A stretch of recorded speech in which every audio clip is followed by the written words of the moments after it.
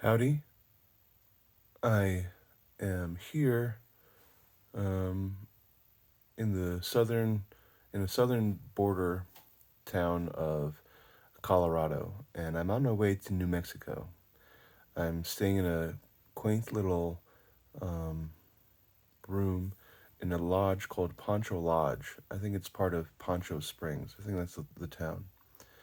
Um, I'm going to New Mexico to look at some land to get out of the area I've been living in for a long time. Not too long, an hour, or a year and a half. Did I say an hour and a half? Was I gonna say that? Um, Maybe 2 years now, almost 2 years. So yeah, I'm gonna make this video and share some ideas running through my head. Uh, why I'm heading to New Mexico, what I'm thinking about. So the whole Ukraine-Russia conflict sparked some fears that I had, and it's been good, I think. Um,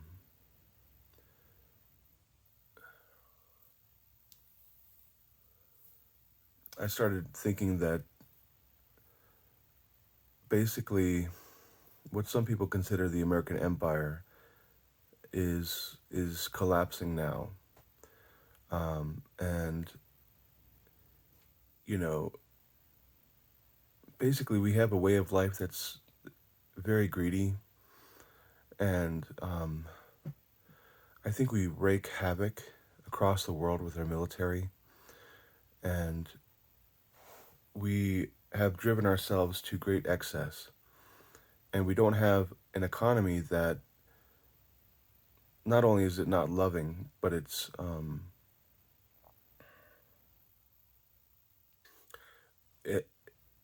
it's built on a bad foundation.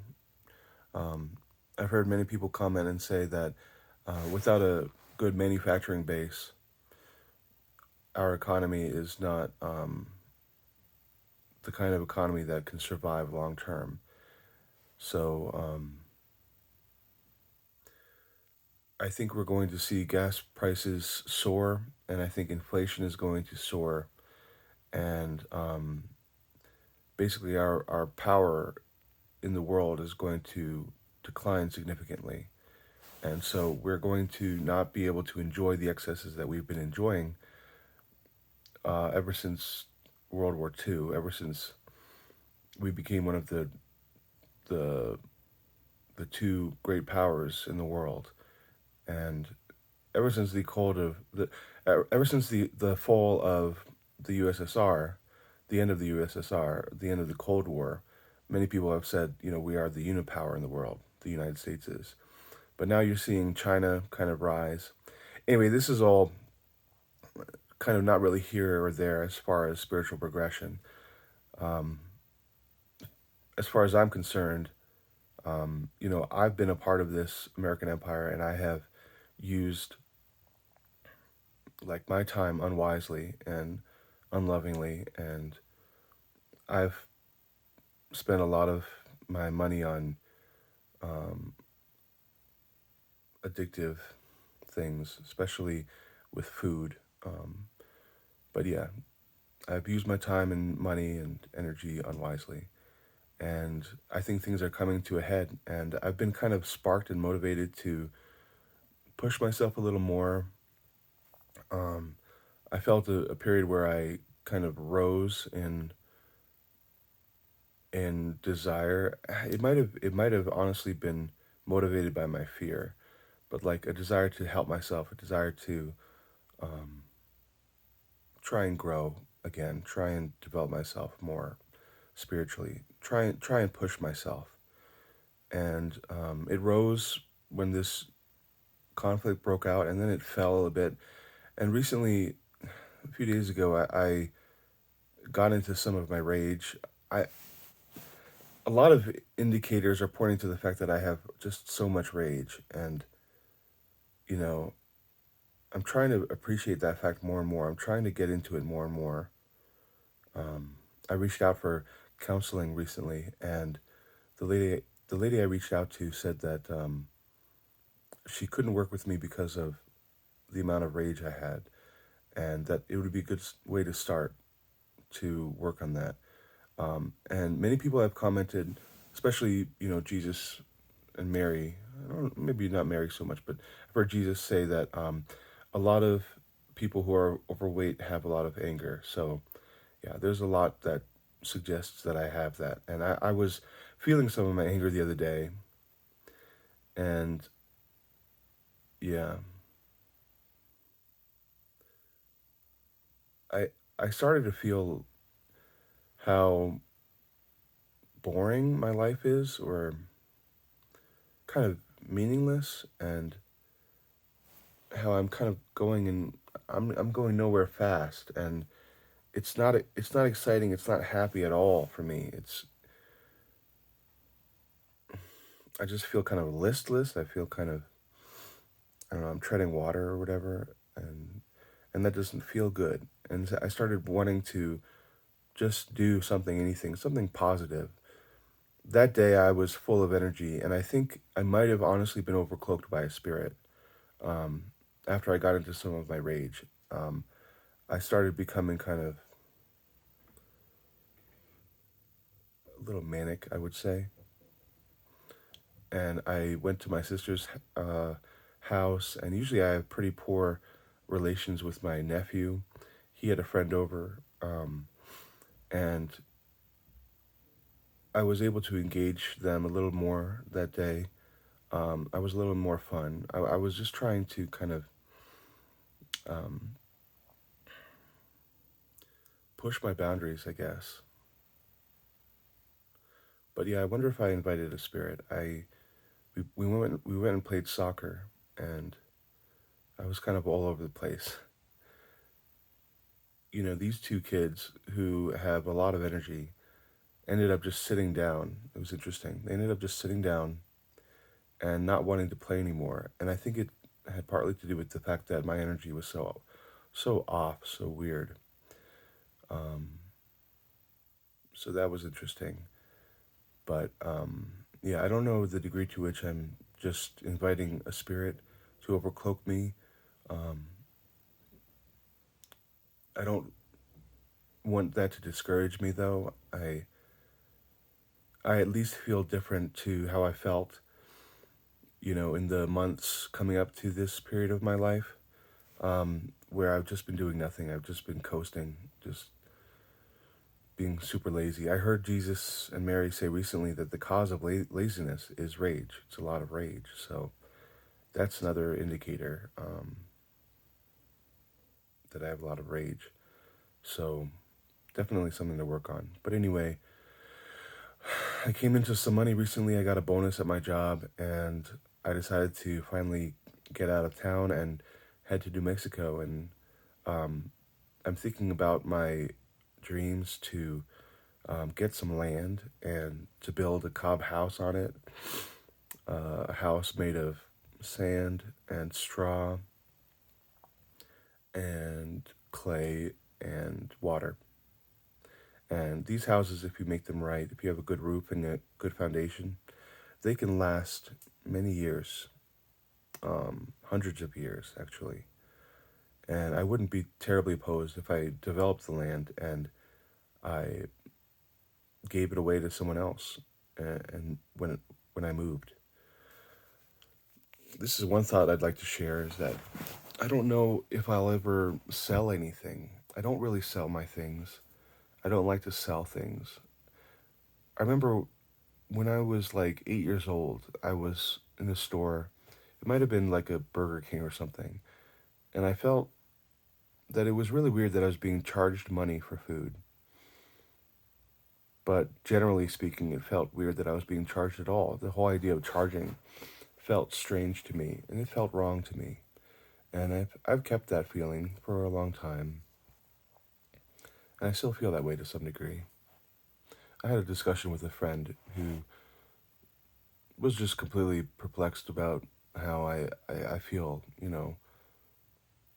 that charging for something is wrong, but that's just, that's just how I feel. It makes sense to me. Um, but in all of that, I have a lot of fear about how I would survive in a situation where I have a dwelling, I have land, and I want to move somewhere else. How do I have resources to move? Um, if I want to build cob houses for people, cob houses is spelled COB if you're interested in cob. Um, if I wanted to build cob houses for people, or if I wanted to farm the land and, um, give food to people, I have no idea how that will manifest itself. I think it's important to be a little discerning with how you um, give things to other people. So while you may not charge someone um, uh, when you're giving them something, it's still important to have some kind of have some limits or boundaries. So, like, one thing I was thinking about is if someone hoards something that you freely give them, that's not a good thing. If you know that someone, like, if you have, like, one thing I was thinking of is to have a little, kind of a store, very little store. Um, I think if I went up to a grocery store and I said, hey, I have free produce and I want you to give it to people, I don't know how that would work because that would kind of affect their business model. If, there's food that's being charged over here and then food that's completely free over here, like they might not even go for that. They probably wouldn't, I'm thinking. So if I had my own little um, uh, like spot where people could come and get food, um, that would be nice. And I'd have to have some rules though. I'd have to say, like, no hoarding. Um, you can't take this food and then sell it. Um, things like that. If someone also is irresponsible with the food, if they take a lot of the food and they don't watch it and a lot of it goes to waste. I mean, if that happens as a mistake now and then, that's okay. But if it's a regular thing, then I wouldn't want to give to that person. So I'm thinking a lot of people I wouldn't want to give it to. I mean, people don't treat food very well. It's interesting, like, especially with American excess, people are like, and I am this way too. I always feel bad if my vegetables go bad in my fridge or wherever. I usually feel really bad, but that's not even a good feeling either. It's not like I'm righteous or virtuous. It's just I'm just shaming myself, and that's something I need to work on. But like, people think things are going to happen for free. People gravitate towards, especially homeless people. Like, you'd think you'd want to help homeless people, but a lot of homeless people don't want good, nutritious food to help themselves. They don't want to have to cook food. They don't want to have to, prepare food. I'm not saying everyone, but a lot of them. And it's not actually a good idea to give homeless people food a lot of the time. So I'm thinking there's a lot of people I'd rule out, even though I don't want to charge. So that's something that runs through my head. Like, how's that going to work? Another thing that I think about is if I have land, I don't want flat land, especially in New Mexico. I think there's a lot of risk of flooding in New Mexico. I think I'd have to have some kind of elevation. And I've often thought about having a dwelling. Um, I would want the dwelling to be on the top of some kind of hill. So that would help to prevent flooding. Um, I think that's the main thing, really. I've kind of thought that I'd like the dwelling to be halfway in the ground. I'm not sure if that's possible or feasible or smart. It might be best to just have a foundation and then the cob house over that, and then the roof. I don't know what kind of roof I would want. Especially at first, I wouldn't go too crazy. There's a lot of things that I want, but being that I'm not attracting a lot of money right now, um, I think it would be best to just go with a simple dwelling, and I would even forego electricity. I'd have to find a way to, still check my phone. I'd have to go to like a coffee shop regularly in town to do that or something. But yeah, I'd want to probably go without internet and even power for a while. Heating is kind of important though in the winter. Maybe not so much in New Mexico, but still at nighttime it's still pretty important. So I don't know how I would deal with that. But generally speaking, New Mexico is a very dry area. Um, I'm going to check out the land today and see what it is. But um, managing water is really important. I saw a video yesterday where um, there was this guy from a local university in New Mexico who was teaching mostly Hispanic youth um, how to farm and how to market. It was interesting. Like he was saying, you can't just grow a lot of food and then what are you going to do with it? You have to know how to market it and have someone to sell it to. You can't just, what's the utility of just having a bunch of food for nobody? And it made sense to me, but I was thinking like, I don't have, I don't ever want to market anything. I guess I would have to just kind of market the availability of my food. I would have to market that, I guess you could say. But I don't want to like improperly advertise. Come on down for only a short period of time. You can have this, and that. Um, but actually, it's kind of true. I would say like, hey, we have this, and this today, and we're gonna have something different later. Oh, another thought that just occurred to me this morning is that because I wouldn't want to do like a monocrop, just a whole field of the same crops. Um, I'm not sure how I would like plant food and grow food because my idea originally was to develop the environment in hopes that at some point the the habitat of my land is good enough to where I can plant food. But it's weird. I don't want to disturb the habitat that I've cultivated.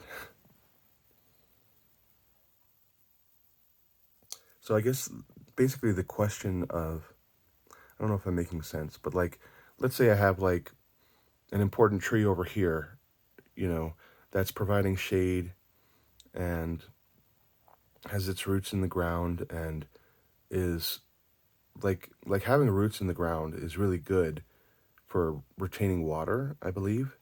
So if you have like a desert floor, that's not going to retain water. Water's going to slide off of that. But if you have a tree and shrubs and bushes and all that, um, and if they're all working harmoniously, then you're going to have water retention and you can build off of that. You can have more plants and wildlife will be attracted into that area. And I definitely want all of that. I want little ants and little bugs and bees and hopefully eventually larger creatures. Um, and I also want to not be afraid of snakes and spiders because there will be those, and I'm sure they'll be attracted to my dwelling. And I don't know how I'm going to deal with that because I think it's wrong to like have pest control. You know, it's wrong to like yeah, spray or do anything to control the population of so-called unwanted uh, species of bug or reptile or whatever. So I wouldn't have a fence up. I wouldn't have a gate up. I wouldn't want to do any of that. I'll probably put like little markers around my property just to delineate where my property is for my own benefit and for the benefit of other people. I think I'd want to name the property, and I'd also want to put a sign up front saying like, "Hey, if you want to walk across my property, you're getting to point from point A to point B. That's fine. Don't take anything unless you let me know. Like, if there's a fruit growing on the tree, I'd love for whoever to find it and pluck it off the tree and eat it. That would be awesome. But um, I'd want to be let. I'd want that to be let known to me. I'd want to be notified about that, or at least just to have some kind of floating agreement in the air that only if you want to nourish yourself or someone you know should you take something from my property, but don't take like a whole bunch of things. If I'm growing like fruits and vegetables regularly and they're spread across the place, like don't take a bunch of things like unless you follow certain rules, like what I said previously, like no hoarding, no reselling, and things like that. Be responsible with what you're taking. But yeah, going back to what I was saying, like let's say I have a tree here and a bush there and another bush over there. Maybe I can get to the point where everything is, like the ground is developed, a lot of earthwork becomes important here because you need to watch how the water is coming from the sky, how it's raining and how it's staying, how it is keeping on the land, water retention. Maybe some small walls or buildup of earth here or there will be important. That's part of why I want an elevated property, not just flat land, barren land, because I think it'll be easier to develop the land in such a way to retain the water. That becomes super important in a desert situation. Um, I'm not sure New Mexico is the right place for me because of that, because I'm a novice with all of these things. I think some areas of Texas would be better. I think California is a no-no at this point, but um, yeah, we'll see. I'm going to see what New Mexico's like. But